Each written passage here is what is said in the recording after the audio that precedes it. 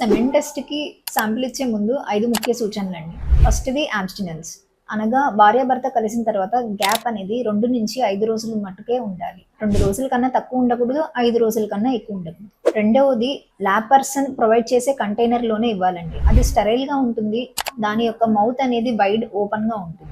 మూడోది టెక్నిక్ అనేది masturbation technique ద్వారా అన్నా ఇవ్వచ్చు. లేదు అంటే భార్యాభర్త కలిసినప్పుడు స్పెర్మిసైడ్ ఫ్రీ కాండోమ్ ద్వారా అన్నా ఇవ్వచ్చు. ప్లేస్ అనేది ల్యాబ్‌కి మరియు ప్రాసెసింగ్ సెంటర్‌కి దగ్గరగా ఉండేటట్టుగా చూడాలి. ఒకవేళ ఇంటి దగ్గర ఇచ్చేవాళ్ళు శాంపిల్ అనేది 20 నిమిషాల లోపు ల్యాబ్‌కి రీచ్ అయ్యేటట్టుగా ఉండాలి. ఇచ్చే మార్గంలో దానిని ఒక బాడీ టెంపరేచర్‌కి తగినట్టుగానే తీసుకురావాలి.